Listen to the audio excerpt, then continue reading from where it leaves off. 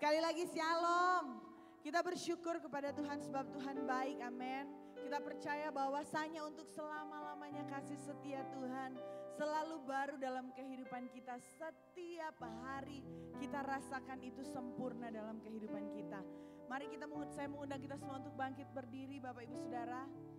Kami datang kepadamu Tuhan pada pagi hari ini.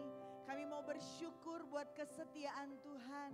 Kami mau bersyukur, kami mau berterima kasih Bapa buat apa yang Engkau kerjakan di dalam kehidupan kami Tuhan. Kami percaya bahwa pagi hari ini kami boleh ada. Itu semua karena anugerah Tuhan. Karena kasih setia Tuhan yang besar atas kami Bapa.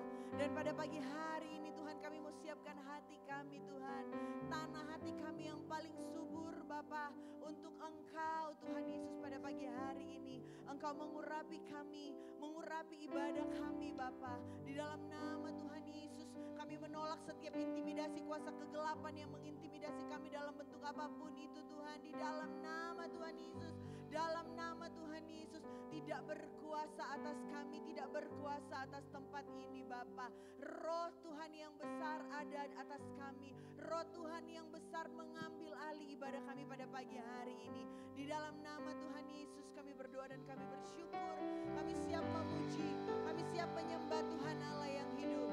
Haleluya Tuhan, haleluya amin Yesus. Terima kasih Tuhan. Kami bersyukur Bapa buat pagi ini Tuhan. Kami bersyukur. Kami menyembah-Mu Tuhan. Sebab Engkau Allah yang baik. Engkau Bapa yang baik Tuhan. Haleluya. Terima kasih Yesus. Terima kasih Tuhan. Haleluya. Haleluya. Yesus Tuhan. Ini setiap kami Bapa. Kami mau bersyukur sebab Engkau setia Tuhan. Bersyukur selalu bagi kasih-Mu dalam hidupku.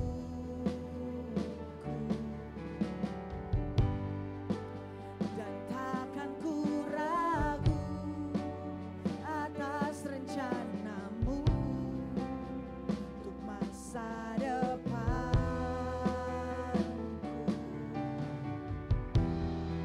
Sebagai Bapa yang baik,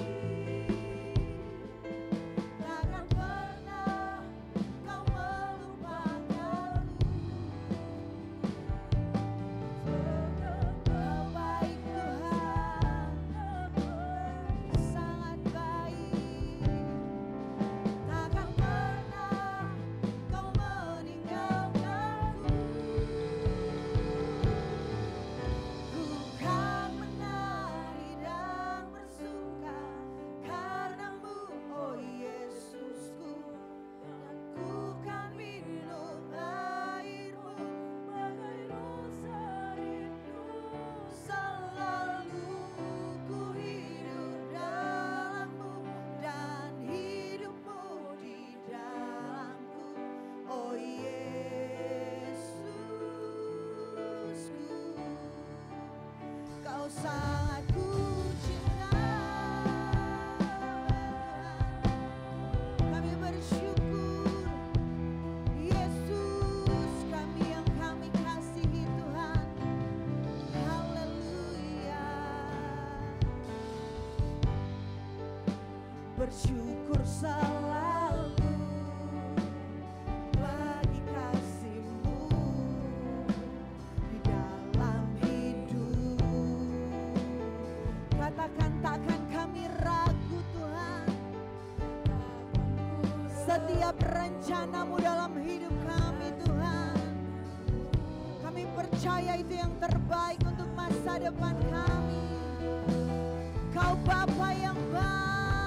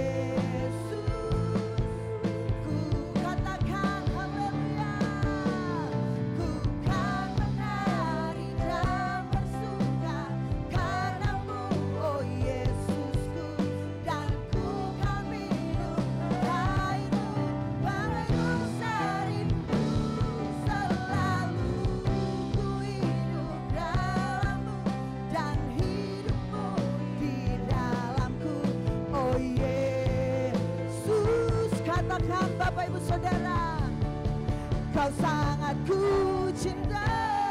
Haleluya. Kami menyatakan Tuhan, ku kan menari dan bersuka karena-Mu, oh Yesusku, dan ku kan minum air-Mu. Rindu selalu Tuhan dalam-Mu, dan hidup kami di dalam-Mu Tuhan. Oh Yesus, ku kan menari dan bersuka karena Engkau Tuhan, karena Engkau ada di dalam kami.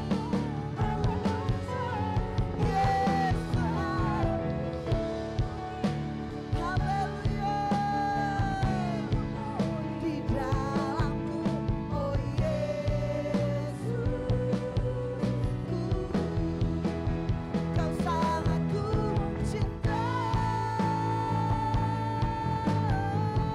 Tuhan, kami mengasihi-Mu Tuhan, kami mengasihi-Mu Tuhan. Haleluya Yesus, kami menyembah Engkau Tuhan dengan segenap hati kami Bapa. Pujian hanya bagi-Mu Tuhan. Haleluya, haleluya, kami sembah Engkau Tuhan, kami tinggikan, kami agungkan Engkau Tuhan. Haleluya Yesus, haleluya, haleluya, haleluya. Terima kasih Tuhan, kami bersyukur Bapa, kami bersyukur Tuhan. Haleluya, kami menyembah-Mu Tuhan. Haleluya Yesus, terima kasih Tuhan.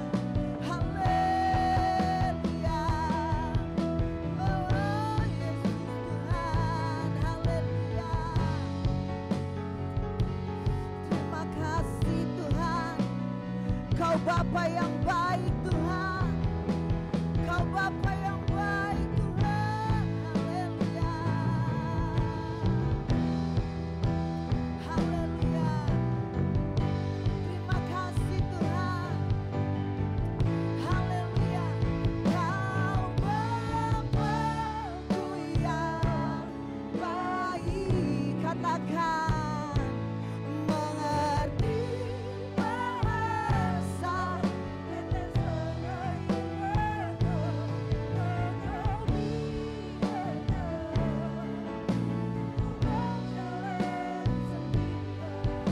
sebab Kau Bapa-Ku yang baik. Katakan Bapak Ibu Saudara, Kau Bapa-Ku yang baik. Kau mengerti Tuhan,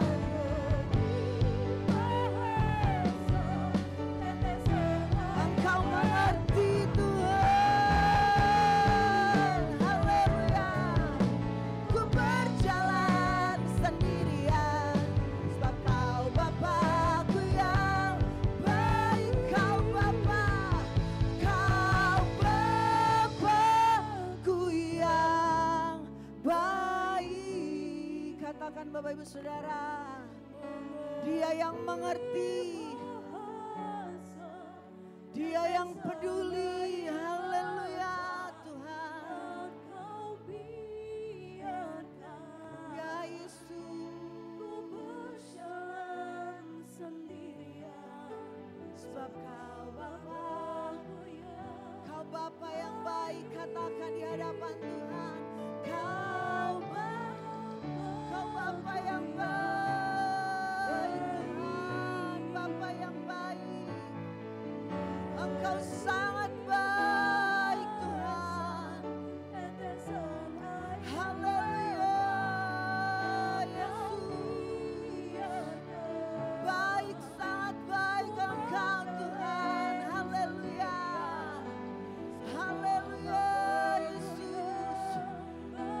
dengan iman percayamu katakan, Kau Bapa-Ku yang Kau baik Tuhan. Terima kasih Yesus.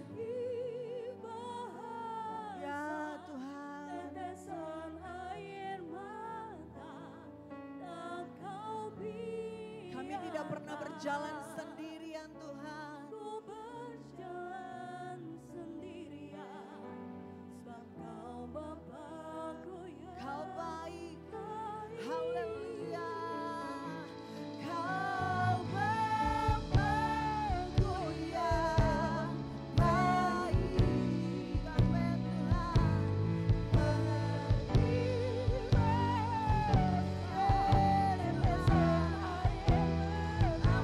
Terima kasih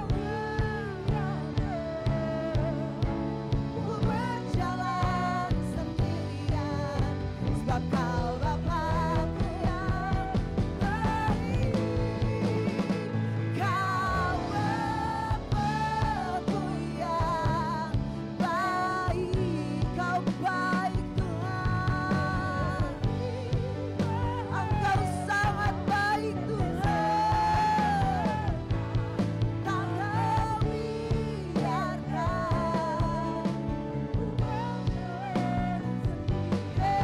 sebab Kau Bapa-Ku yang baik. Kau Bapa, Kau Bapa-Ku yang baik. Yes Tuhan, haleluya. Engkau baik Tuhan. Haleluya. Ku berjalan sendirian, sebab Kau Bapa-Ku yang baik. Engkau sungguh baik. Haleluya Tuhan. Terima kasih Tuhan. Haleluya Yesus. Kau Bapa yang baik Tuhan. Kau sungguh baik Tuhan. Kau teramat baik Yesus. Engkau Bapa kami. Haleluya. Sangat baik Engkau Tuhan. Kami bersyukur Bapa. Terima kasih Tuhan.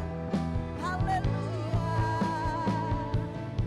Engkau Bapa yang baik Yesus.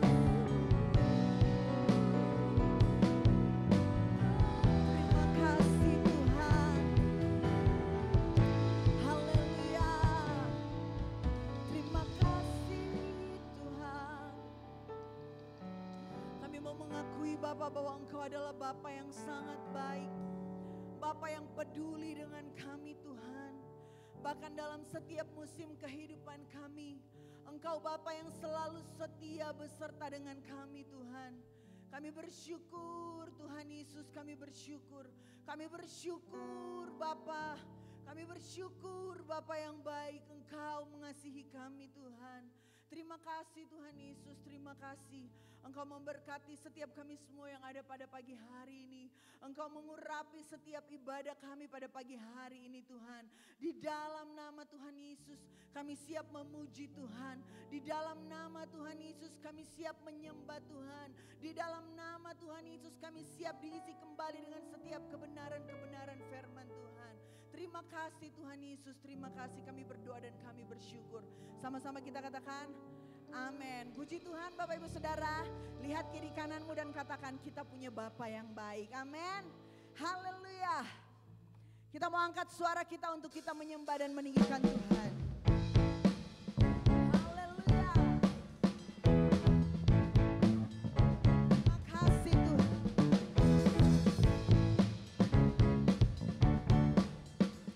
Amin Tuhan. Sama-sama kita mengatakan, angkatlah suaramu. Kita mau tinggikan puji dan serukan nama Yesus. Tanggalkan bebanmu, tak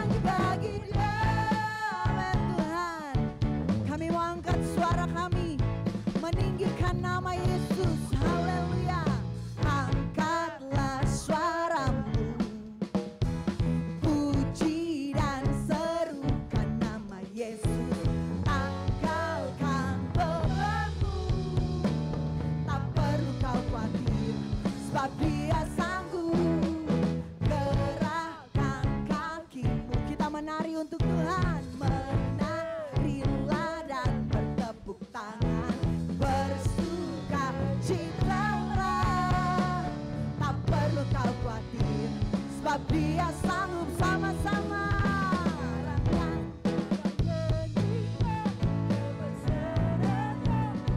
Amin Tuhan. Bersorak-sorak karena kasih-Nya telah datang. Sekarang nyanyikan kebesaran-Nya. Dia kuat dan pangan Tuhan. Engkau Allah yang kuat, yang penuh kuasa. Karena kasih-Nya telah datang. Sekarang nyanyikan kebesaran-Nya. Dia kuat dan penuh kuasa. Bersorak-sorai karena kasih-Nya telah datang melawat kita. Nyanyi bagi Dia, haleluya Tuhan. Terima kasih Yesus. Kami mau bersorak haleluya bagi Engkau Raja di atas segala raja. Haleluya, katakan Kau ada dalam hatiku. Takkan patah semangat kami Tuhan. Takkan pernah hilang kekuatan kami Tuhan. Katakan haleluya. Ku mau bersorak bagimu. Katakan sukacita surga nyata penuhiku. Haleluya. Haleluya. Amin Yesus. Engkau ada dalam hati kami Tuhan. Kekuatan kami berasal daripada Tuhan. Amin. Haleluya Tuhan. Ku mau bersorak bagimu. Sukacita surga nyata penuhiku. Sukacita surga. Sukacita surga nyata penuhiku. Katakan sukacita. Sukacita surga nyata penuhiku. Haleluya. Terima kasih Tuhan. Haleluya Yesus. Katakan mensyukuri rahmat yang Kau beri. Kaki lompat bagimu. Sebab rahmat-Mu baru setiap hari. Katakan bersyukur. Bersyukurlah kepada Tuhan. Sebab Dia baik. Sebab Dia baik. Bahwasanya untuk selamanya.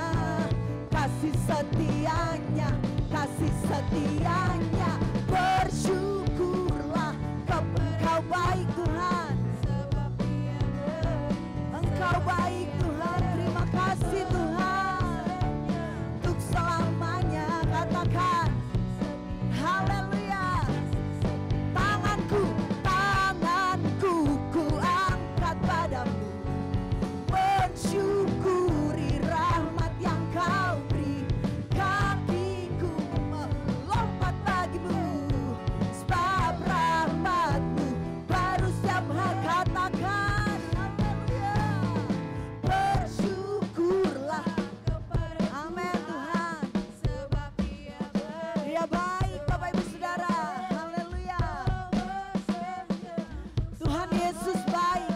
Kasih setia Tuhan selalu baru. Katakan kepada Tuhan. Sebab Dia baik. Sebab Dia baik. Bahwasanya untuk selamanya. Kasih setianya. Kasih setianya. Na na na na na na. Na na na na na na. Na na na na na na. Sekali lagi. Na na na na na na. Na na na na na na. Na na na na na na. Haleluya. Terima kasih Tuhan. Kita percaya bahwa kita punya Tuhan Yesus yang baik. Amin. Punya Allah yang baik, punya Bapa yang baik. Silakan duduk kembali Bapak Ibu Saudara.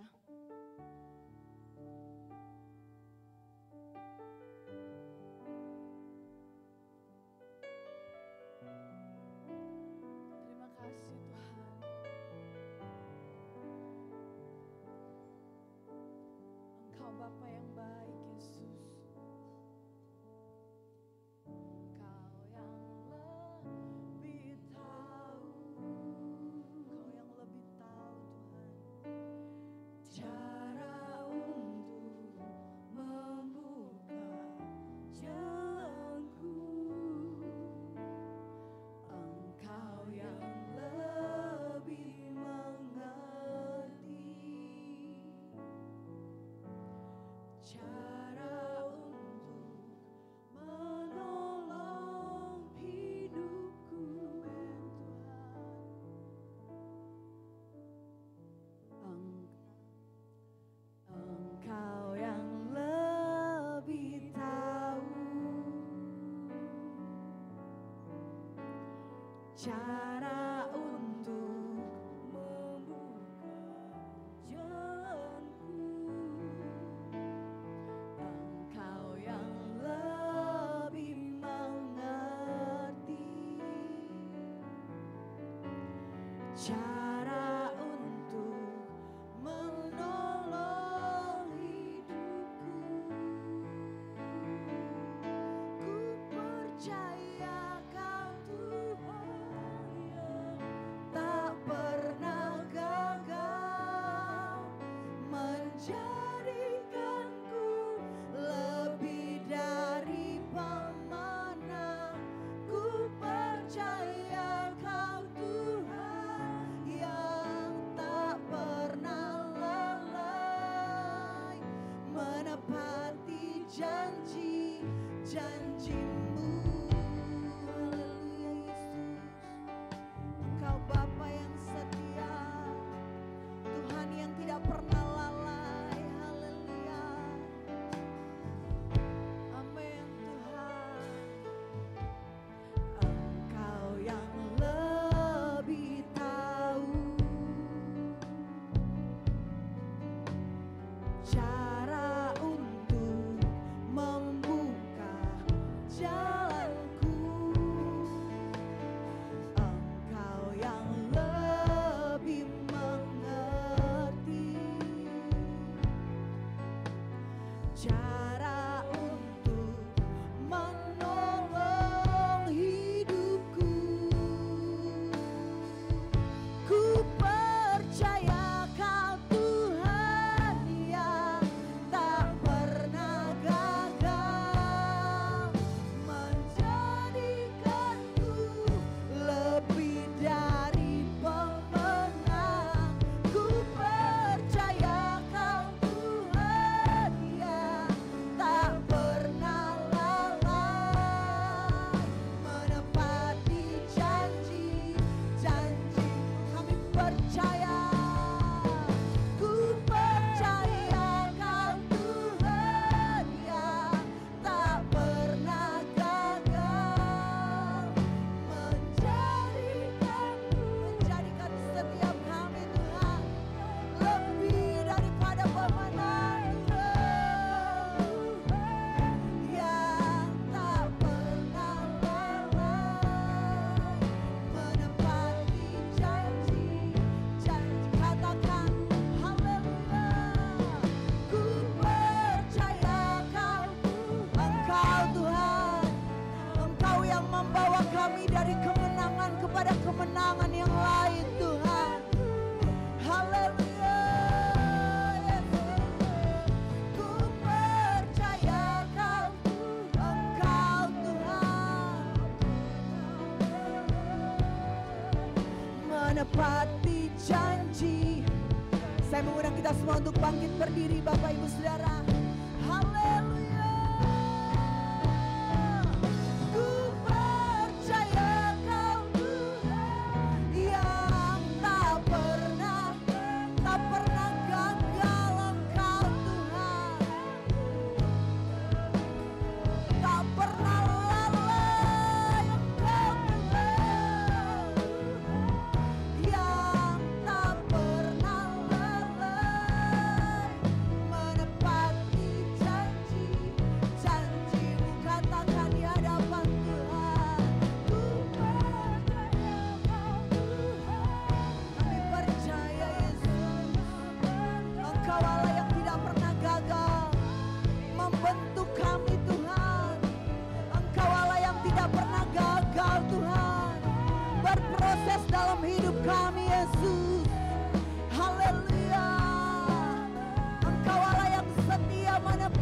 janji-janji-Mu Tuhan. Katakan haleluya. Ku percaya Kau Tuhan yang amin Tuhan.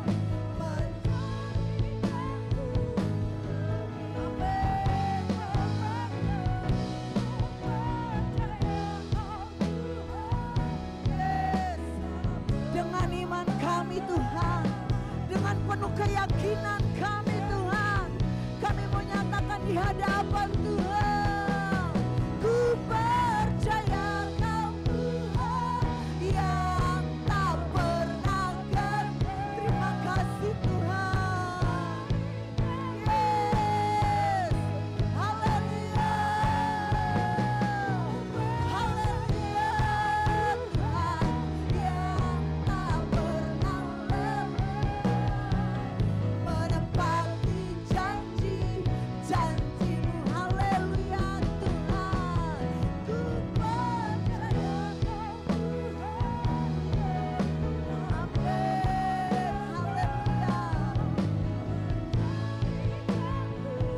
Haleluya Yesus. Terima kasih Tuhan. Amin Tuhan. Menepati janji-janji-Mu.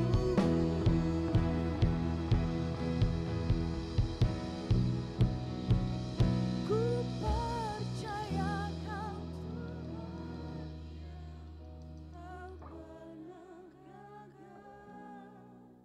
Kau tidak pernah gagal Tuhan.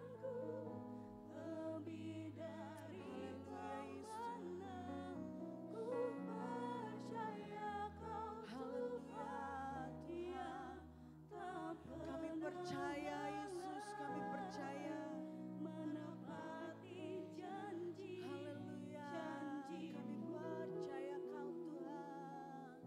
ku percaya Kau Tuhan Kami percaya Tuhan.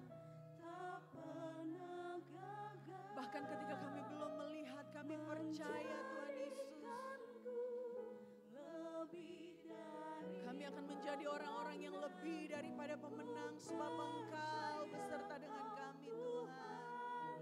Haleluya Yesus.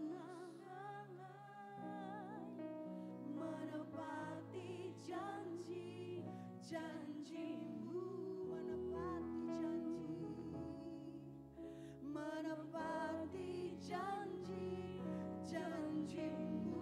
Menepati janji Tuhan. Menepati janji-janji-Mu.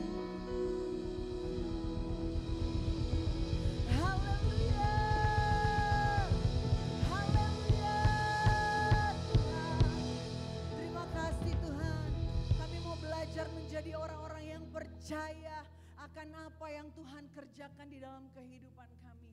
Kami percaya bahwa Tuhan tidak pernah gagal dalam merancangkan sesuatu yang besar dalam kehidupan kami. Dan kami percaya, kami mau mengimani bahwa Tuhan tidak pernah lalai dengan janji-janji-Mu Tuhan. Terima kasih Tuhan Yesus, terima kasih. Dan saat ini Bapak, kami mau siapkan hati kami untuk diisi kembali dengan setiap kebenaran-kebenaran firman-Mu. Kami minta Engkau Allah Roh Kudus berbicara lebih lagi kepada kami lewat kebenaran firman-Mu. Bahkan hamba-Mu yang akan menyampaikan kebenaran firman Tuhan. Tuhan, Engkau mengurapi hamba-Mu Bapa dalam menyampaikan kebenaran firman Tuhan. Biarlah kuasa Tuhan menyertai pelayanannya Bapa. Terima kasih Tuhan Yesus, kami siap untuk mendengarkan kebenaran firman Tuhan pada pagi hari ini. Di dalam nama Yesus kami berdoa, haleluya, amin.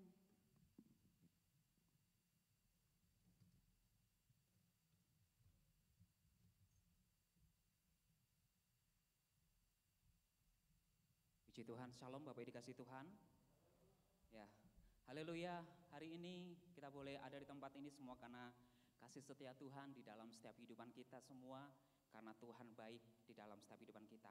Nah, Bapak yang dikasih Tuhan, beberapa waktu yang telah lalu kita semuanya belajar tentang bagaimana gereja yang sehat itu.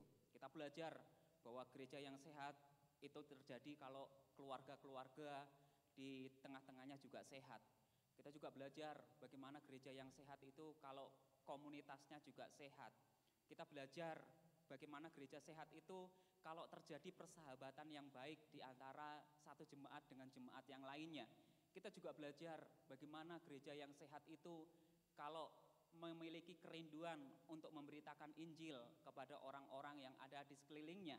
Kita juga belajar bagaimana gereja yang sehat itu kalau memiliki kedalaman rohani, berakar kuat di dalam Tuhan.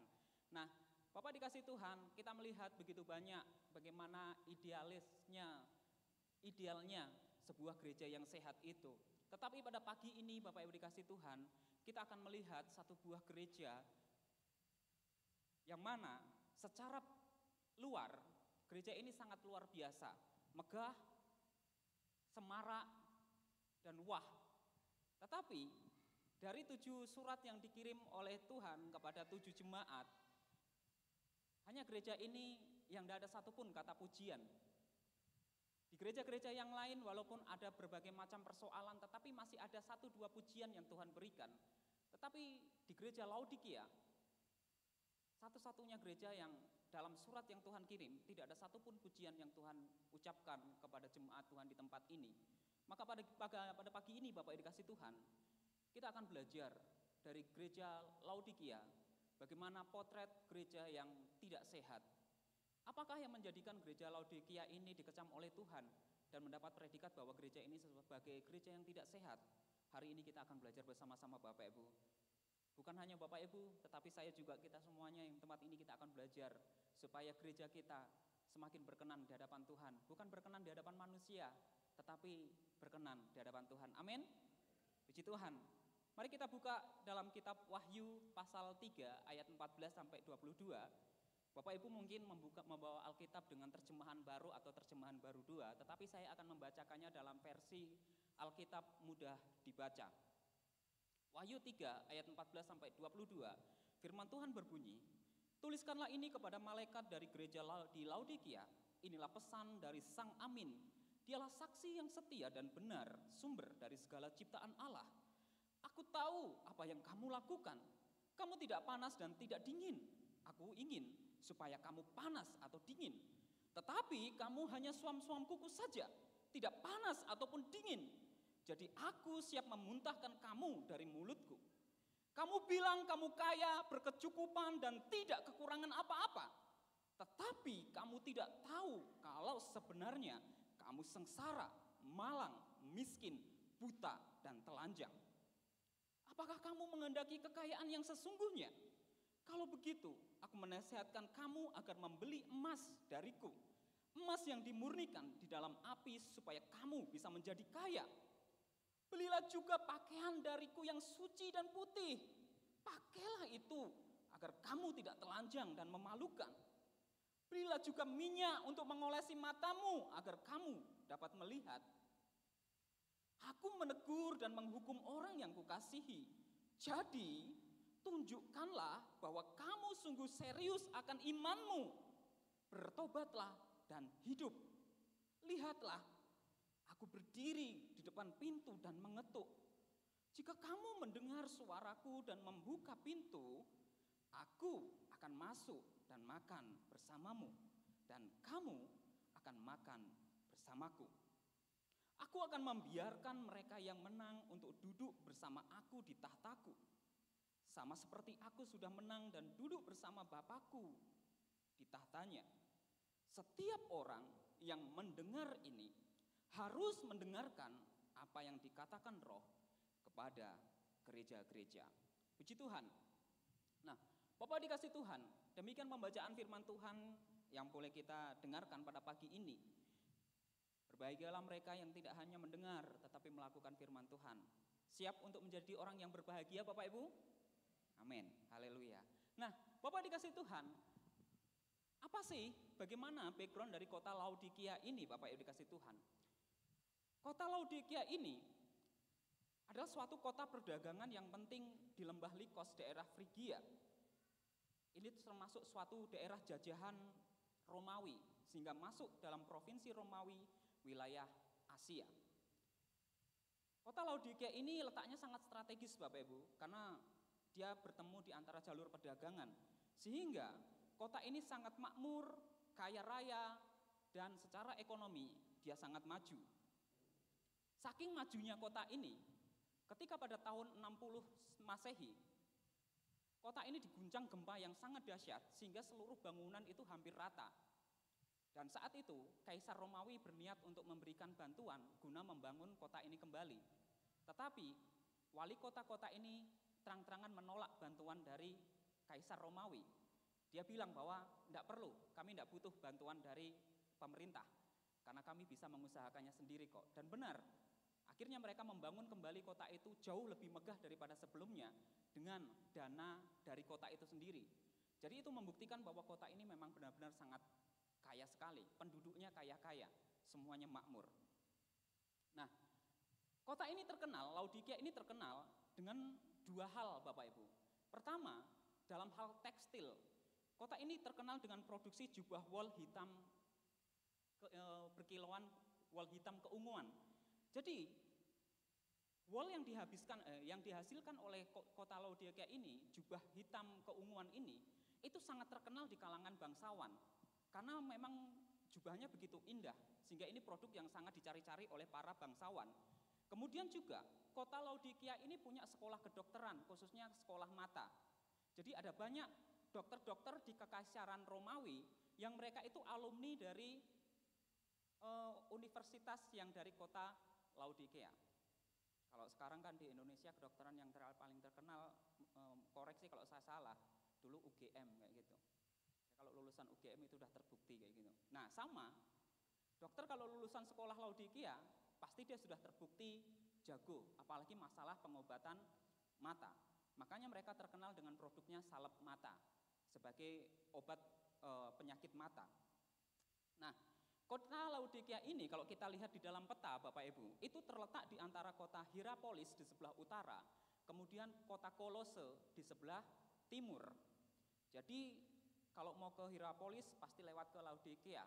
Kalau dari Laodikia dari Hierapolis mau ke kota Kolose pasti juga lewat Laodikia. Karena kota ini di tengah-tengah jalur antara kota Hierapolis dan juga Kolose. Nah, di antara semaraknya gereja yang berdiri di kota Laodikia ini, ternyata tersimpan masalah yang begitu besar di tengah-tengah gereja di tempat ini. Saya bisa bayangkan kalau jemaatnya kaya-kaya, pasti gedung gereja di kota Laodikia ini megah. Kemudian kalau zaman sekarang mungkin ibadahnya full band, full audio, full lighting, semuanya. Kalau secara standar dunia, pasti gereja ini sudah number one kayak gitu. Tetapi di dalam gereja Laodikia ini terdapat beberapa masalah yang sangat serius yang dipandang oleh Tuhan.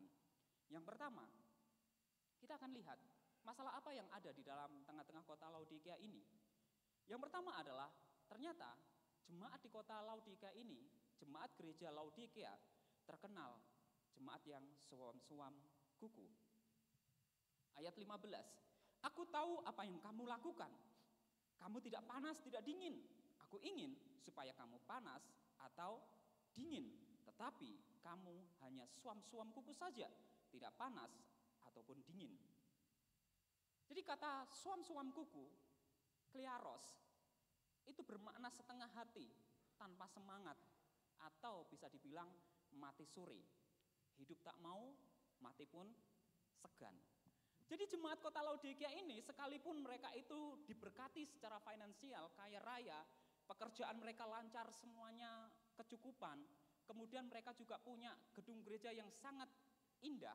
Tetapi Tuhan melihat bahwa jemaat di kota Laodikia ini adalah jemaat yang suam-suam kuku. Mereka tidak dingin ataupun panas. Ada yang bilang, oh kalau dingin berarti berapi-api. Kalau panas berarti berapi-api, berarti ini ikut Tuhan. Kalau dingin berarti tidak ikut Tuhan. Tetapi bukan itu yang dimaksud Tuhan. Tuhan ingin kalau kamu panas-panas, kalau kamu dingin-dingin. Lantas apa yang menjadi maksud dari perkataan ini? Kita lihat backgroundnya Bapak Ibu. Tadi kan kota Laodikia ini terletak di antara kota Hierapolis dan juga kota Kolose. Kota Hierapolis itu memiliki mata air hangat, mata air panas.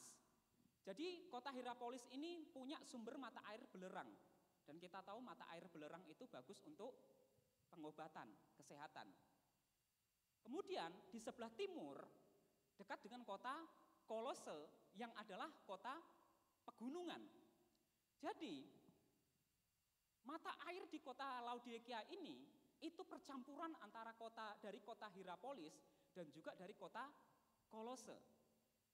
Kota Hierapolis memiliki air yang hangat, panas, dan bersifat untuk pengobatan, menyembuhkan. Sedangkan air dari kota Kolose, dari arah pegunungan di Kolose, itu air yang dingin dan menyegarkan. Jadi sebenarnya dua air ini sama-sama baik.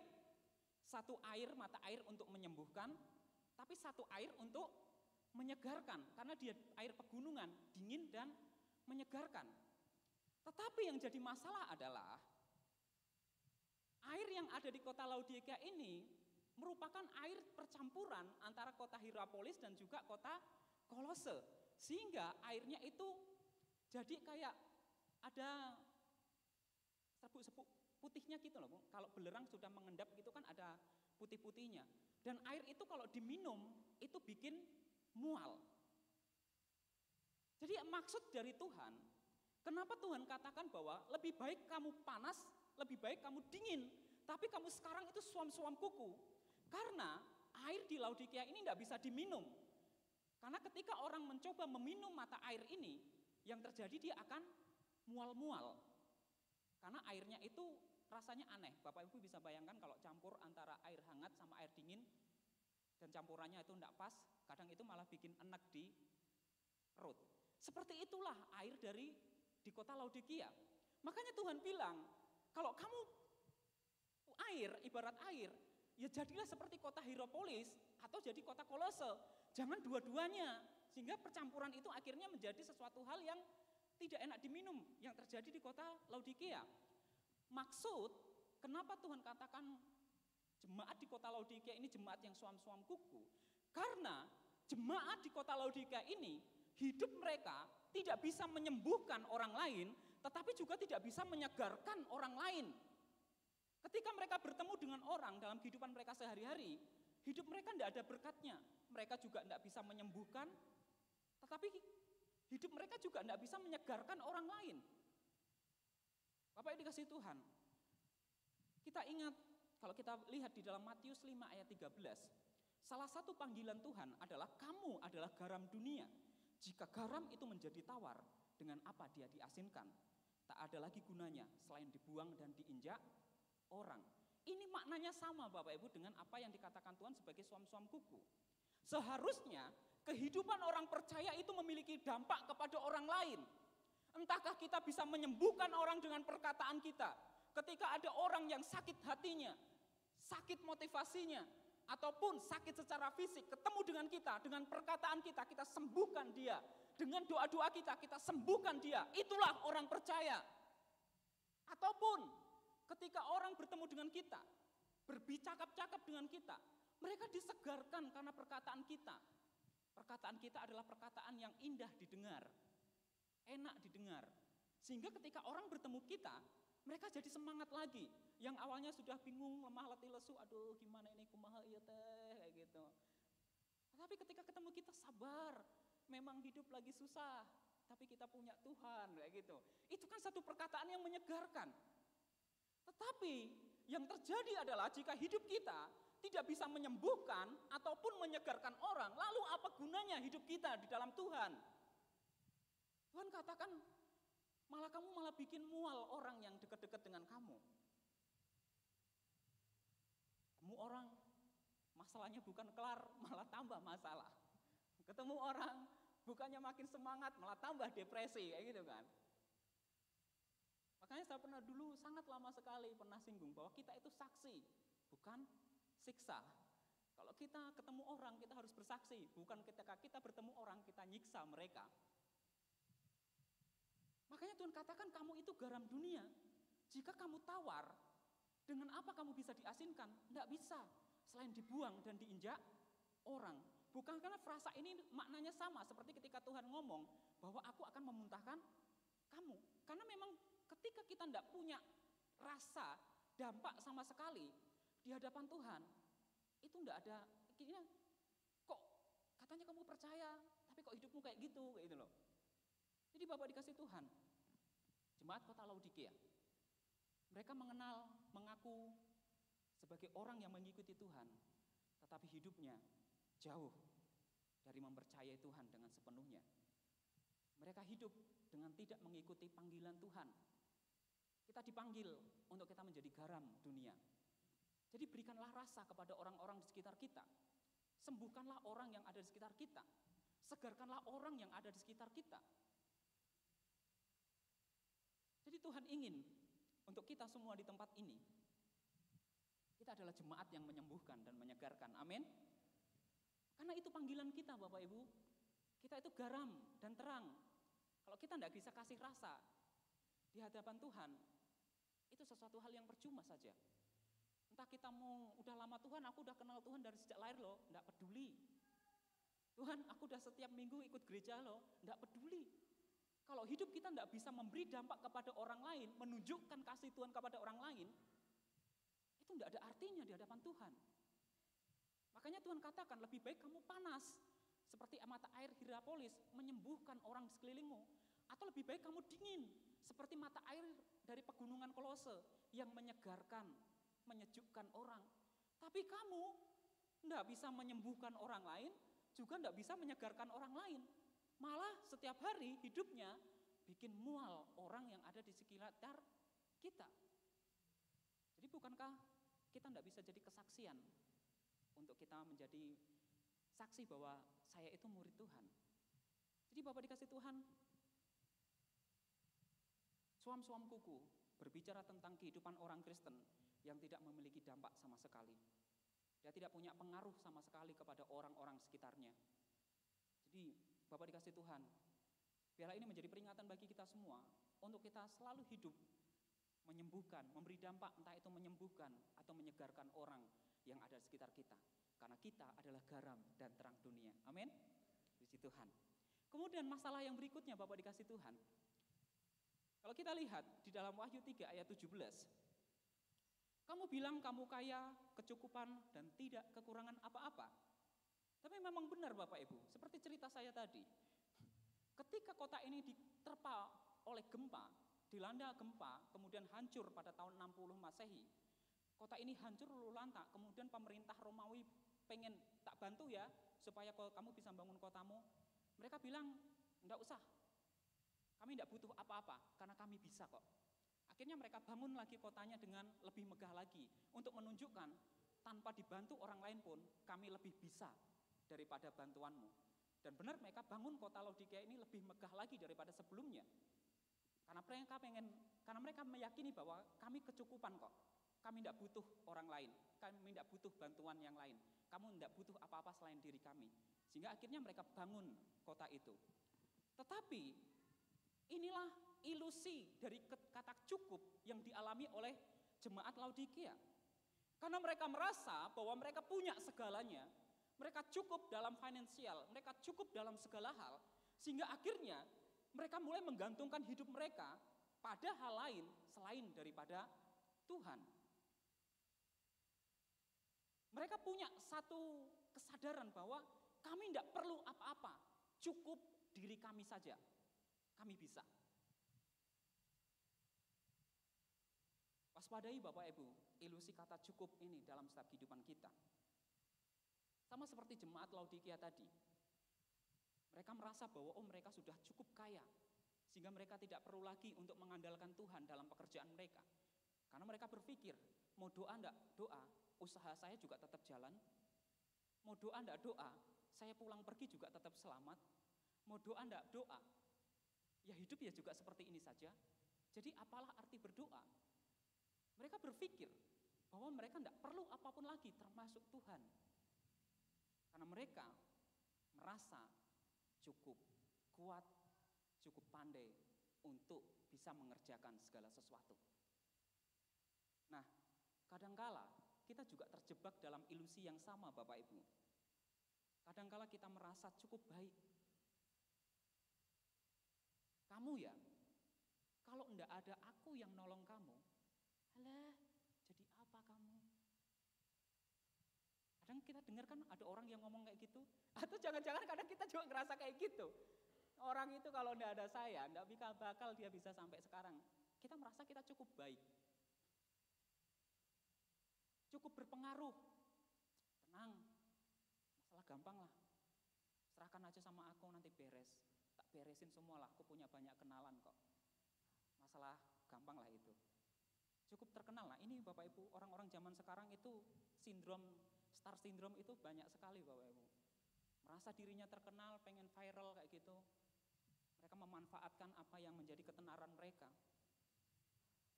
Cukup kaya. Ya, aku udah punya segalanya kok, lantas apa yang tak butuhkan? Atau cukup kuat. Kita berpikir bahwa, enggak usah berdoa lah, ini masalah kecil. Tanpa doa pun, aku akan bisa melewati masalah ini. Bapak Ibu, ujian iman kita kadangkala bukan terletak dari masalah-masalah yang besar, tetapi dari masalah-masalah kecil yang kita alami. Saya percaya semua orang di tempat ini termasuk saya, kalau mengalami masalah besar pasti doanya, Tuhan Yesus, tolong Tuhan, ya gitu. Kalau perlu sampai gulung-gulung sampai nangis. Tapi kalau kita punya masalah kecil, samakah doa kita seperti itu? Gampang. Ini mah ketemu orang ini beres, enggak usah berdoa juga, kelar. Gampang. Ini mah enggak usah berdoa dulu, enggak usah tanya Tuhan, pasti bisa. Kadangkala kita merasa cukup kuat Bapak Ibu untuk kita bisa mengatasi masalah kita. Kadangkala kita merasa cukup kuat untuk kita bisa berdiri di tengah masalah. Karena kita lihat bahwa ini masalah kecil. Tapi ingat Bapak Ibu, firman Tuhan katakan, ketika kita mulai mengandalkan diri kita dengan berkata bahwa saya kuat kok, disitulah awal kejatuhan kita. Karena kita mulai memalingkan diri kita dari Tuhan kepada diri kita sendiri. Awal mula kejatuhan dari jemaat Laodikia adalah ketika mereka merasa cukup. Kita kaya kok, tidak perlulah bantuan dari orang lain. Oh, kita sudah berpengaruh kepada jemaat-jemaat di sekitar kita. Kita cukup hebat. Dulu ketika saya di misi, ketemu banyak orang, ketika diinjili, saya sudah banyak pahala mas, saya sudah cukup baik, berarti saya yakin masuk surga. Banyak orang berpikir bahwa saya cukup baik kok, saya cukup punya pahala kok, pasti kalau ada apa-apa Tuhan akan tolong saya kok. Apakah kita bisa berpikir bahwa kebaikan kita itu bisa menyuap Tuhan? Tidak bisa Bapak Ibu. Tapi kadangkala, karena saya sudah pelayanan di gereja ini lama, berarti saya sudah cukup baik. Karena saya sudah ikut Tuhan sejak kecil, berarti saya sudah cukup baik di hadapan Tuhan. Tidak Bapak Ibu. Bukan karena kita cukup baik karena Tuhan itu sayang kepada kita. Bukan karena kita itu cukup baik akhirnya Tuhan datang untuk menyelamatkan kita. Di hadapan di hadapan Tuhan, kita itu bukan siapa-siapa. Tuhan datang mencari kita hanya pure, murni karena kasih Tuhan, bukan karena kita cukup baik di hadapannya. Kalau kita sampai hari ini ada di tempat ini kenal Tuhan, bukan karena masing-masing pribadi kita itu cukup baik untuk diselamatkan oleh Tuhan. Karena di hadapan Tuhan tidak ada satupun kebaikan, karena kita manusia yang penuh dengan dosa. Itu semuanya karena kasih. Tetapi kadangkala kita mulai tergoda bahwa oh ya saya cukup baik kok, karena sudah setiap minggu ke gereja. Saya sudah cukup baik kok, karena saya sudah aktif pelayanan. Saya sudah cukup baik kok, karena saya sejak kecil ikut Tuhan. Bapak Ibu, ketika kita mulai mengandalkan kata cukup itu dalam diri kita sedang mengingkari kasih karunia Tuhan atas hidup kita. Dengan kita berkata bahwa cukup saya saja. Tidak ada campur tangan Tuhan kok. Jadi Bapak dikasih Tuhan, ilusi kata cukup itu sangat berbahaya ketika kita tidak sadar. Seperti saya bilang tadi, ketika masalah kecil, kita mulai berkata bahwa saya bisa, tidak perlu saya berdoa sama Tuhan, beres kok masalahnya. Kita merasa kita cukup kuat, sehingga akhirnya kita mulai mengandalkan diri kita. Dan firman Tuhan jelas mengatakan bahwa terkutuklah orang yang mengandalkan kekuatan manusia, diri sendiri. Jangan sampai kita merasa cukup, ilusi kata cukup itu mempengaruhi hidup kita. Makanya Bapak dikasih Tuhan, ada satu quote, kita mau baca sama-sama Bapak Ibu. 1, 2, 3. Menjadi cukup baik bukanlah sesuatu hal yang baik, pun menjadi cukup benar bukanlah sesuatu yang benar juga. Kita dapat sesuatu, Tuhan mengasihi kita, bukan karena kita rasa kita punya andil gitu. Jangan sampai ilusi kata cukup itu, saya sudah cukup baik kok, itu bisa dipandang baik oleh Tuhan. Oh, saya sudah cukup benar kok, dengan saya setiap minggu ke gereja. Tapi itu tidak jamin hidup kita benar di hadapan Tuhan. Karena definisi baik dan benar itu tidak diukur dari definisi manusia, tetapi dari definisi Tuhan. Apakah kita benar-benar baik dan benar di hadapan Tuhan? Makanya kata cukup itu tidak cukup. Dan masalah yang ketiga Bapak Ibu, yang terjadi di jemaat Laodikia adalah tidak sadar diri. Wahyu 3 ayat 17. Kamu bilang kalau kamu kaya, berkecukupan dan tidak kekurangan apa-apa. Tetapi kamu tidak tahu kalau sebenarnya kamu sengsara, malang, miskin, buta dan telanjang.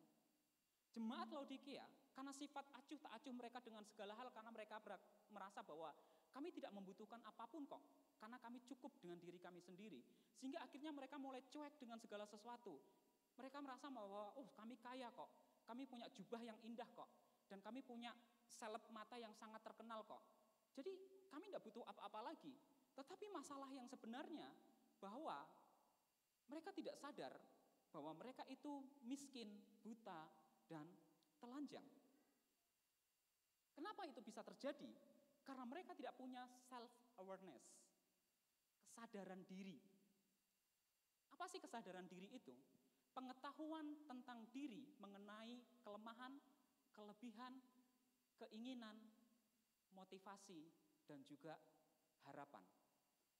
Apakah kita mengenali diri kita sendiri dengan baik? Itulah kesadaran diri. Sebagai ciptaan yang unik, manusia itu punya satu keunikan dibandingkan dengan ciptaan yang lain, yaitu kesadaran diri. Makanya memang hewan apapun kalau lihat cermin, dia menyangka itu hewan yang lain, karena mereka tidak sadar itu dirinya. Tetapi manusia beda Bapak Ibu, ketika lihat cermin, tidak mau pergi, maunya lama-lama, ambil foto, selfie, kayak gitu kan. Karena mereka punya kesadaran diri. Inilah yang menjadikan kita berbeda dengan ciptaan yang lain. Karena kita memiliki kesadaran diri yang diberikan oleh Tuhan melalui akal budi. Akan tetapi, jemaat di kota Laodikia ini berbeda. Karena mereka tertipu oleh ilusi kata cukup itu, sehingga akhirnya mereka tidak sadar diri. Mereka lupa bahwa walaupun secara duniawi mereka itu kaya, mereka punya jubah yang indah, kemudian mereka punya obat salep mata yang bagus, tetapi di hadapan Tuhan, mereka itu tidak punya apa-apa. Hidup mereka tidak berkenan di hadapan Tuhan. Itu kenapa kita harus mengetahui apa sih akibatnya kalau kita itu tidak sadar diri. Ketika kita tidak memiliki kesadaran diri, hal itu akan merusak hubungan. Matius 7 ayat 3-5 berkata, "Mengapakah engkau melihat selumbar di mata saudaramu, sedangkan balok di dalam matamu engkau tidak ketahui? Bagaimanakah engkau dapat berkata kepada saudaramu, biarlah aku mengeluarkan selumbar itu dari matamu, padahal ada balok di dalam matamu?" Kadangkala kita gampang nunjuk orang lain karena orang itu salah, tetapi susah untuk mengakui bahwa kita juga punya kesalahan. Manusiawi sekali Bapak Ibu kalau kita gampang melihat orang lain salah, tetapi sulit untuk menerima bahwa kita juga punya kesalahan. Makanya Tuhan sampai ibaratkan bahwa di jauh di sana itu ada selumbar kecil, tetapi di depan mata kita ada balok, kita tidak lihat. Kita lebih gampang lihat selumbar daripada balok yang ada di depan mata kita. Itu artinya kita gampang lebih menghakimi orang lain daripada kita menghakimi diri kita sendiri. Ketika kita tidak punya kesadaran diri, maka percayalah itu akan merusak hubungan, entah di keluarga ataupun di gereja. Bapak Ibu yang sudah menikah, Bapak Ibu harus punya kesadaran diri. Ingat, ketika Bapak Ibu berjanji di hadapan Tuhan untuk sehidup mati, baik senang maupun duka, susah senang sedih bahagia, dijalani bersama-sama. Harus sadar bahwa sekarang sudah punya belahan jiwa. Ada orang bilang rumput tetangga memang terlihat lebih hijau. Iya kan Bapak Ibu, kan ada peribahasa kayak gitu kan? Rumput tetangga memang lebih hijau. Nah, pertanyaannya Bapak Ibu, kenapa rumput tetangga itu bisa lebih hijau daripada rumput kita? Karena kalau rumput kita tidak hijau, berarti ada yang suka makan rumput. Itu berarti di halaman kita sendiri ada yang jadi kambing atau jadi ulat. Iya kan? Kambing kan suka makan rumput. Ulat kan juga suka makan rumput. Kenapa rumput tetangga lebih hijau? Karena tidak ada yang jadi kambing atau ulat di sana. Sedangkan kenapa di halaman kita kok rumputnya tidak ada hijau? Karena mungkin di antara dua orang ini, satu jadi ulat, satu jadi kambing. Maaf, ini peribahasa Bapak Ibu. Artinya ketika kita tidak bisa saling mengasihi, saling menanduk satu sama lain, saling menggerogoti satu sama lain, percayalah rumput kita tidak akan pernah bisa hijau Bapak Ibu. Karena baru tumbuh udah dimakan, udah dirusui. Kenapa kita bisa lihat keluar, tapi tidak bisa lihat masalahnya, kenapa rumput kita kok tidak bisa hijau? Iya kan? Peribahasa ini kan sebenarnya pengen mengatakan, loh kenapa kamu gampang lihat rumput tetangga, padahal kamu tidak sadar masalahnya kenapa halamanmu kok tidak bisa hijau. Ya karena di situ ada kambing, ada ulet, makanya tidak bisa hijau. Kalau pengen hijau, singkirin dulu kambingnya, berantas dulu ulat bulunya, dijamin pasti hijau juga. Kadang-kala kita gampang melihat orang lain, tetapi kita tidak pernah lihat diri kita. Makanya kesadaran diri itu penting Bapak Ibu. Karena kalau kita tidak punya kesadaran diri, hubungan itu akan hancur. Hubungan suami istri, orang tua anak, jemaat yang satu dengan yang lainnya, antara pimpinan dan juga jemaat akan hancur. Karena masing-masing kita tidak punya kesadaran diri. Akibat tidak sadar diri juga bisa menghancurkan hidup kita. Amsal 16 ayat 25 berkata, ada jalan yang disangka lurus tetapi ujungnya menuju maut. Kalau kita tidak sadar, kita rasa bahwa oh ini paling baik, ini betul, oh ini bagus. Tetapi kalau kita tidak sadar, bisa-bisa ujungnya itu menuju kehancuran. Dan itu bisa menghancurkan hidup kita. Kadang-kala ketika kita mulai mengandalkan pikiran kita bahwa oh ini kesempatan yang bagus, oh ini hal yang bagus. Dikasih tahu orang misalnya tidak mau dengar atau ada peringatan dari Tuhan tidak mau dengar juga. Karena kita berpikir bahwa oh ini jalan yang lurus. Tetapi firman Tuhan katakan itu ujungnya bisa maut. Kalau kita tidak punya self awareness, kesadaran diri, hal itu bisa menghancurkan hidup kita cepat atau lambat. Dan kesadaran diri juga menurunkan kualitas hati Bapak Ibu. Setiap jalan orang adalah lurus menurut pandangannya sendiri, tetapi Tuhanlah yang menguji hati. Ketika kita tidak punya kesadaran diri untuk minta Tuhan, motivasi saya benar enggak? Keinginan saya benar enggak? Harapan saya benar enggak di hadapan Tuhan? Itu bisa menghancurkan diri kita. Di menara doa kemarin saya berkhotbah, saya membawakan renungan tentang doa antara aku, Tuhan dan keinginan. Kita harus menguji keinginan kita. Mulai dengan apakah kita boleh mendoakan keinginan kita? Boleh, kata firman Tuhan, boleh. Tetapi kita juga harus sadar dari mana keinginan itu. Ada yang dari daging, dari roh, dari mata, dari pengaruh dunia. Jadi kalau kita tidak memiliki kesadaran diri, hal itu akan menghancurkan hidup kita, menurunkan kualitas hati kita. Kemudian, karena masalah-masalah inilah, akhirnya Tuhan berkata, tuntutan atas gereja Laodikia. Ini yang Tuhan katakan kepada gereja di Laodikia. Yang pertama, membeli emas, baju, dan salep mata dari Tuhan. Apakah kamu menghendaki kekayaan yang sesungguhnya? Siapa yang tidak pengen kaya? Semua orang pasti pengen menjadi kaya. Semua orang pasti pengen berhasil. Semua orang pengen menjadi sukses. Boleh, firman Tuhan katakan, tidak ada satupun firman Tuhan yang melarang kita untuk jadi kaya, terkenal, sukses. Boleh-boleh saja. Tetapi kita harus ingat bahwa apa yang ada di dalam dunia ini tidak kekal. semuanya bersifat fana. Ketika kita mati, itu tidak akan kita bawa sampai ke liang kubur. Makanya Tuhan katakan, carilah harta yang tidak akan dicuri dan habis oleh ngengat. Kalau kita tidak punya kesadaran diri, kita hanya mengumpulkan kekayaan-kekayaan yang ada di dunia ini, tanpa kita mengumpulkan kekayaan yang kekal. Apa gunanya nanti ketika kita datang menghadap Tuhan? Karena apa yang ada di dunia ini semuanya bersifat sementara. Tidak akan kita bawa. Makanya Ayub bilang, dengan telanjang aku datang, maka dengan telanjang juga aku akan pergi, akan pulang. Makanya Tuhan tanya, apa kamu pengen kaya? Kalau begitu, aku menasihatkan kamu, belilah emas dariku.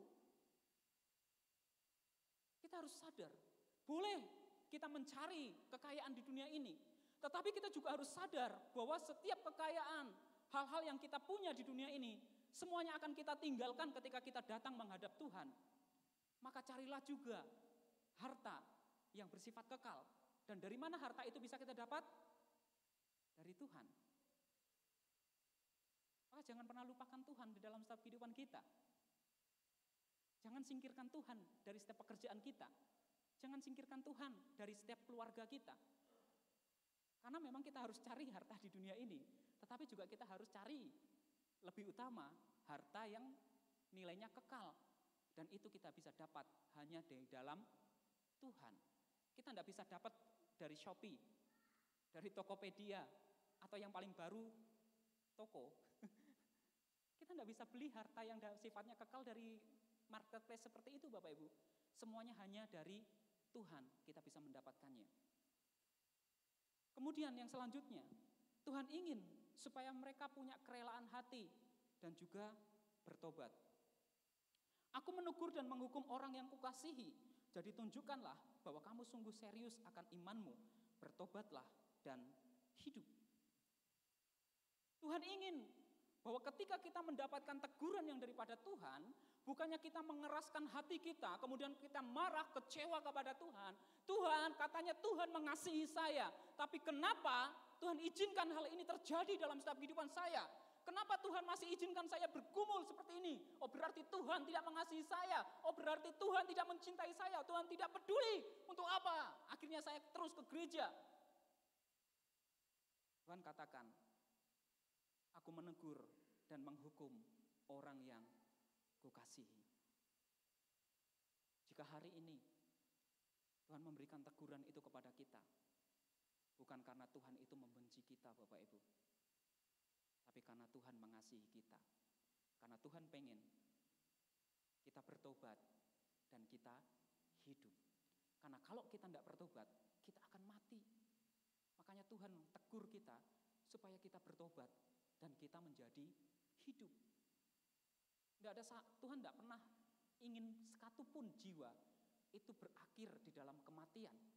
Tuhan ingin semuanya itu mendapatkan kehidupan. Makanya Tuhan katakan, aku menegur dan menghukum orang yang kukasihi.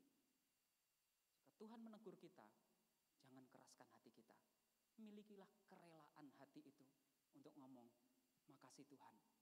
Karena Tuhan masih kasih saya kesempatan sampai hari ini untuk saya bertobat.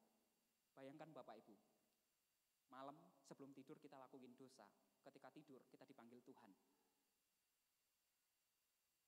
Bangun-bangun kita ada di mana? Rahasia Tuhan ya Bapak Ibu. Tapi kan itu membuat kita was-was ya. Malam sebelum tidur kita berantem nih, berdoa nih. Kita tidur, bangun-bangun, udah pindah alam. Pertanyaannya kita ada di mana? Biarlah kemurahan Tuhan lah. Tetapi kan itu membuat kita was-was ya. Kalau Tuhan masih kasih hari ini kesempatan untuk kita bertobat, dengan berbagai macam teguran yang Tuhan berikan, itu karena Tuhan mengasihi kita. Karena Tuhan masih kasih kita kesempatan untuk kita selalu bertobat. Bertobat biar kamu hidup. Bertobatlah biar kamu hidup. Jadi jangan sia-siakan kesempatan yang diberikan Tuhan kepada kita. Jadi milikilah kerelaan hati untuk kita bertobat. Kemudian yang selanjutnya, membuka pintu di mana Tuhan berdiri dan mengetuk. Wahyu 3 ayat 20. Lihatlah, aku berdiri di depan pintu dan mengetuk. Jika kamu mendengar suaraku dan membuka pintu, aku akan masuk dan makan bersamamu, dan kamu akan makan bersamaku. Bapak Ibu, ayat ini sering digunakan untuk konteks penginjilan kepada orang yang belum kenal Tuhan. Ayo, saat ini Tuhan mengetuk hati Bapak Ibu. Kalau Bapak Ibu izinkan Tuhan masuk, maka Tuhan akan menyelamatkan Bapak Ibu. Tetapi sebenarnya konteks dari ayat ini itu diucapkan kepada orang yang sudah percaya kepada Tuhan.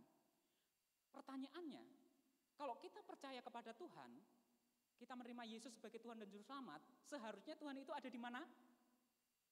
Di hati kita. Tapi yang menjadi pertanyaan, mengapa Yesus sampai bisa di luar? Siapa yang ngusir? Siapa yang ngusir kalau gitu? Kita. Kan kita sudah terima Tuhan nih, mempersilahkan Tuhan masuk, Tuhan di dalam.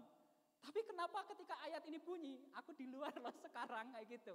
Berarti siapa yang ngusir? Kita Bapak Ibu.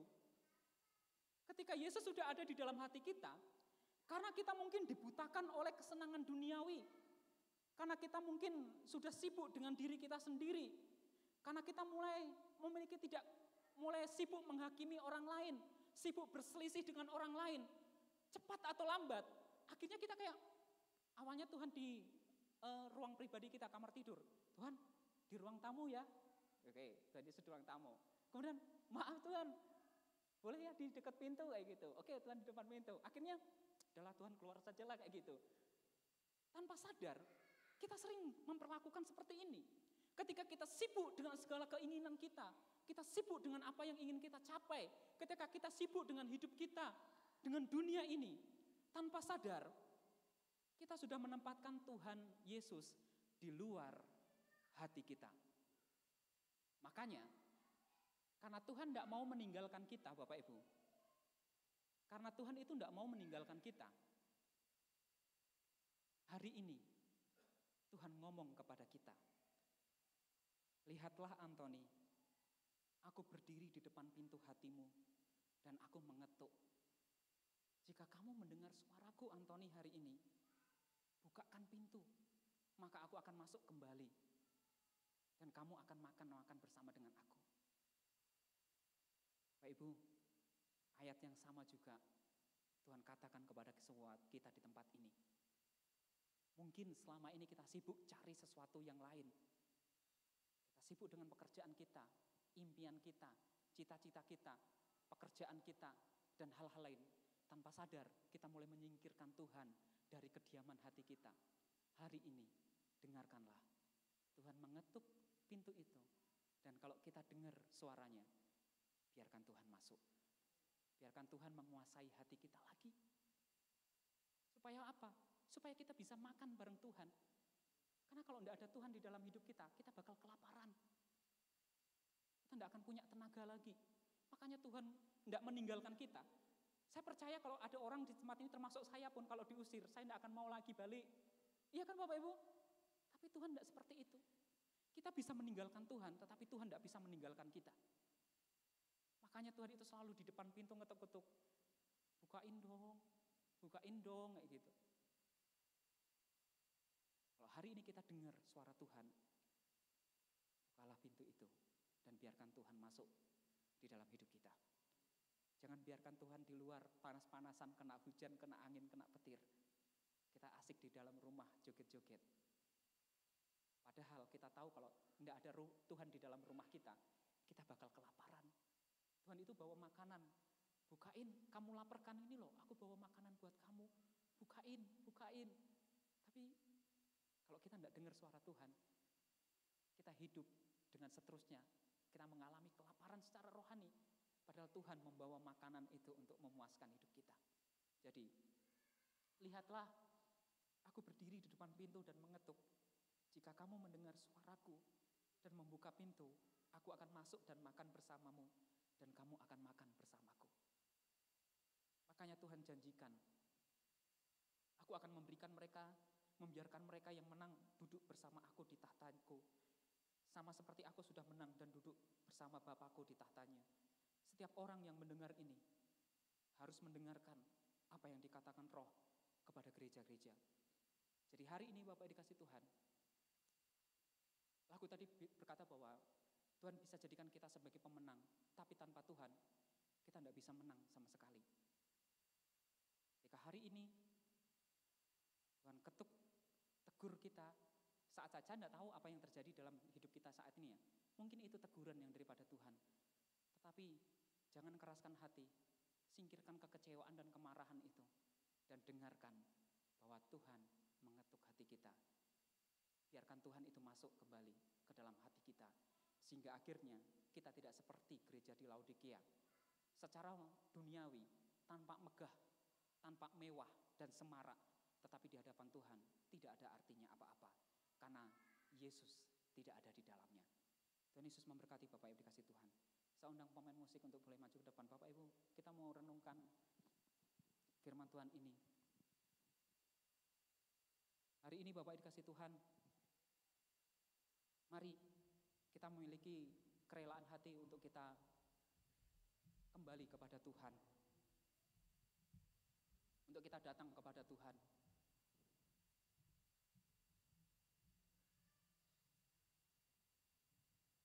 Untuk kita datang kepada Tuhan.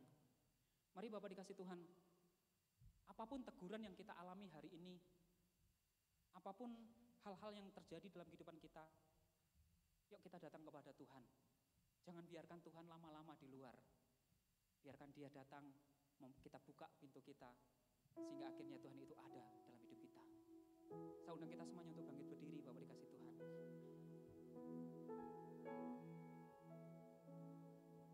Kita mau naikkan pujian bahwa pulihkan negeri kami, tetapi kita mau ganti kata negeri ini menjadi hati.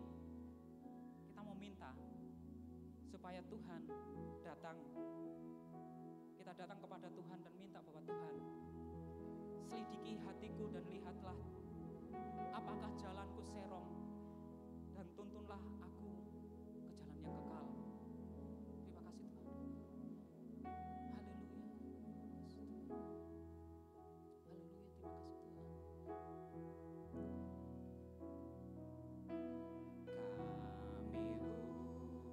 Umatmu rendahkan rendahkan diri, sujud dan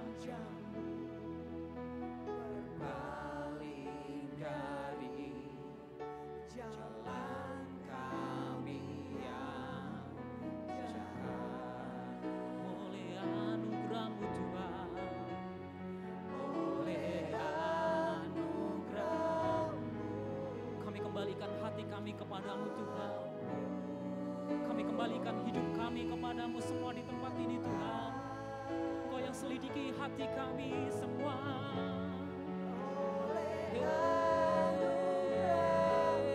Tuhan selidiki kami. Oh haleluya. Bapa, haleluya. Pulihkan hidup kami Tuhan. Kau yang memulihkan setiap hidup kami Tuhan. Haleluya.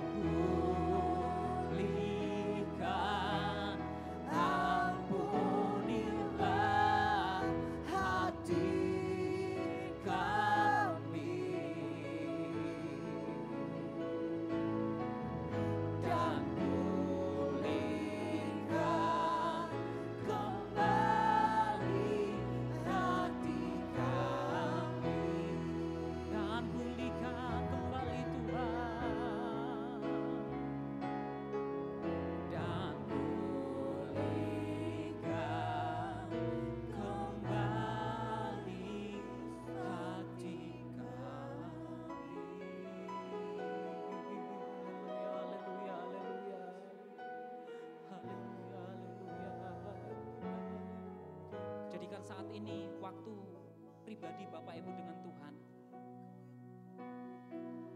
Biarlah saat ini menjadi waktu di mana kita berhadapan-hadapan dengan Tuhan. Dan lakukanlah apa yang harus kita lakukan. Katakanlah apa yang harus kita katakan kepada Tuhan hari ini. Orang lain tidak bisa melihat hati kita, tetapi Tuhan mengetahui semuanya. Apa yang kita simpan dan kita kerjakan, Tuhan tahu. Apakah selama ini Yesus itu tetap ada di dalam hati kita, ataukah kita sudah menempatkannya di luar kediaman hati kita? Dan jika hari ini Tuhan mengetuk hati kita dengan kebenaran firman-Nya, maka milikilah kerelaan hati, kerendahan hati di hadapan Tuhan, kerelaan hati untuk mengakui setiap kesalahan kita, dan mengakui bahwa kita semuanya butuh Tuhan atas hidup kita, atas keluarga kita, dan atas gereja Tuhan di tempat ini. Tidak ada kata cukup untuk bisa kita katakan di hadapan Tuhan, karena sebenarnya tanpa Tuhan kita tidak bisa mengerjakan apa-apa. Bapa, Engkau mengasihi kami semua di tempat ini. Engkau mengasihi setiap hati kami masing-masing. Jika hari ini, waktu-waktu ini, Engkau menegur kami dengan berbagai macam bentuk teguran-Mu, ampuni kami. Jika kami jatuh di dalam kekecewaan dan kemarahan, hari ini Tuhan kami menyadari bahwa Engkau selalu mengasihi setiap hidup kami. Dan hari ini Tuhan, sembuhkan hati kami, pulihkan hidup kami Tuhan. Kami mau buka hati kami untuk Engkau, dan biarlah Engkau bekerja di tengah-tengah kami, sehingga hidup kami boleh menjadi garam dan terang dunia bagi orang sekitar kami. Hidup kami membawa dampak, hidup kami bisa menyembuhkan, hidup kami bisa menyegarkan, hidup kami bisa memulihkan, hidup kami bisa membangkitkan kehidupan orang lain. Kami ingin Tuhan, bahwa hidup kami menjadi hidup yang berkenan di hadapan Tuhan. Tuhan, tolong kami semua pada hari ini, ketika kami semua membukakan hati kami dengan penuh kerelaan, kami kembali kepada Tuhan, meninggalkan setiap jalan-jalan kami yang jahat. Kami kembali kepada Tuhan, kami kembali kepada Sang Sumber dalam setiap kehidupan kami. Terima kasih Tuhan, Engkau memberkati setiap jemaat Tuhan di tempat ini. Biarlah dengan kasih setia Tuhan, oleh karena kemurahan hati Tuhan, kami akan jalani hidup kami. Setiap kesempatan yang Tuhan berikan kepada kami akan gunakan sebaik-baiknya. Terima kasih Tuhan, kami boleh bersyukur untuk kebenaran firman Tuhan yang kami dengar pada pagi ini. Di dalam nama Tuhan Yesus, kami ucap syukur dan berdoa. Haleluya. Amin. Silakan duduk, Tuhan Yesus memberkati.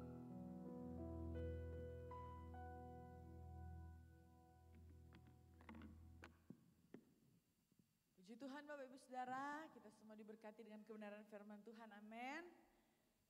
Dan ada beberapa warta Bapak Ibu Saudara. Yang pertama kami keluarga besar GSJ Karismata Sukabumi mengucapkan selamat hari Minggu. Selamat kita beribadah kepada Tuhan Bapak Ibu Saudara.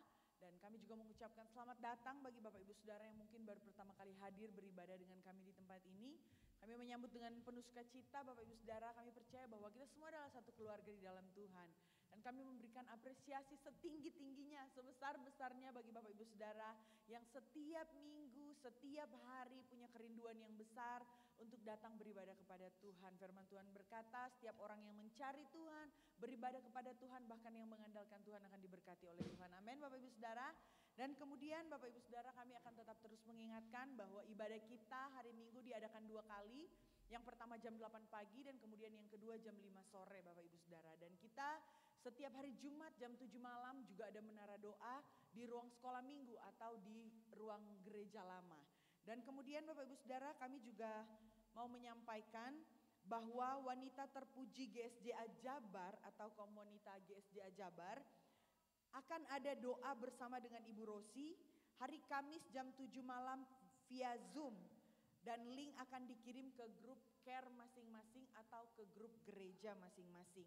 Dan kemudian ini ada sedikit video Bapak Ibu Saudara dari komunitas GSJ Jabar. Kita bisa lihat bersama-sama. Shalom semua pemimpin-pemimpin gereja Sidang Jemaat Allah se-Jawa Barat. Bersama dengan semua pengurus kaum wanita gereja-gereja GSJA se-Jawa Barat. Saya bersyukur bisa memberitahukan ini kepada saudara-saudara bahwa kita dapat terhubung di dalam wanita terpuji GSJA se-Jawa Barat untuk berdoa. Dan program ini adalah program yang diteruskan dari pusat DKWN dan kita mau supaya kita mengalami berkat Tuhan dalam program wanita terpuji GSJA Jawa Barat berdoa. Program ini dilakukan secara Zoom setiap hari Kamis terakhir di setiap bulan pada jam 7 malam. Berarti saudara-saudara perhatikan tanggal ini. 28 Agustus, 25 September, dan 23 Oktober. Puji Tuhan, kita akan jumpa di dalam Zoom bersama untuk berdoa seluruh wanita terpuji GSJA se-Jawa Barat. Tuhan Yesus memberkati. Shalom. Tuhan. Jadi sekali lagi Bapak Ibu Saudara, doa ini diadakan se-Jawa Barat. Bukan cuman seperti kita GSJ Karismata, tetapi ini diadakan se-Jawa Barat. Jadi mari Bapak Ibu Saudara, Bapak-bapak juga mau ikut boleh, kaum wanita mau ikut dipersilakan Bapak Ibu Saudara ya. Dan kemudian kami juga mengingatkan bahwa minggu depan ada Harnas Youth atau Harnas dari Next Gen. Untuk itu selesai ibadah anak-anak youth, anak-anak teens atau next gen harap tetap tinggal karena akan ada latihan. Dan juga Bapak Ibu Saudara ada pengumuman dari kaum pria, selesai ibadah kumpul sebentar bersama dengan Pak Amos untuk latihan.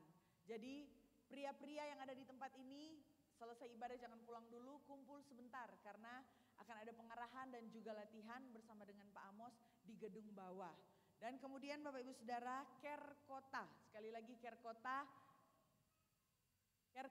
sebentar selesai ibadah jangan pulang dulu Bapak Ibu Saudara, kita kumpul sebentar saja di tempat ini. Dan demikian Bapak Ibu Saudara, kita akan memberikan persembahan. Bapak Ibu Saudara, kalau Bapak Ibu Saudara melihat di kursi Bapak Ibu Saudara, di situ ada amplop merah dan juga amplop putih. Amplop merah itu untuk kolekte dan juga amplop putih itu kalau minggu kemarin itu untuk dana pembangunan, dana Natal, maka minggu ini akan dialokasikan untuk dana pembangunan Bapak Ibu Saudara. Jadi mari Bapak Ibu Saudara, kita pegang amplop kita siapkan persembahan kita dan kita akan memberi untuk Tuhan. Kolektan boleh maju ke depan. Dan mari kita berdoa. Kami sungguh mengucap syukur Tuhan buat hari ini, Tuhan baik. Kami berterima kasih buat kebenaran firman Tuhan yang kembali meneguhkan kami. Dan saat ini Bapak, kami mau memberi untuk pekerjaan Tuhan di rumah ini. Kami mau mengembalikan apa yang menjadi milik Tuhan. Kami mau memberi untuk pembangunan rumah Tuhan di tempat ini. Bapak, mari Engkau menolong kami. Berikan kami hati yang mau memberi, yang rindu memberkati tempat di mana kami makan, kami bertumbuh sesuai dengan firman Tuhan. Terima kasih Bapak, kami siap memberi yang terbaik untuk Tuhan. Haleluya. Amin.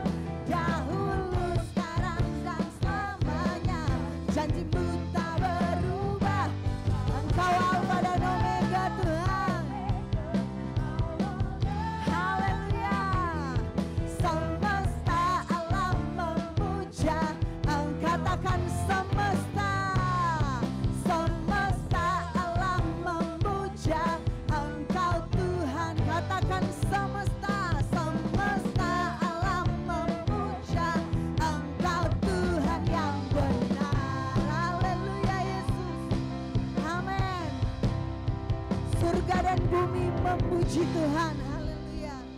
Terima kasih Tuhan, kami ada di penghujung ibadah kami pada pagi hari ini Yesus. Haleluya. Haleluya Yesus.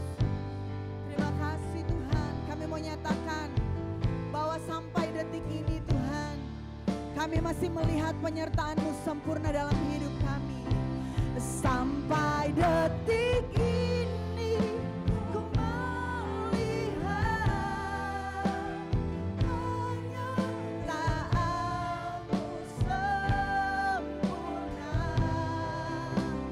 Sampai selamanya Kaulah Tuhan, satu-satu.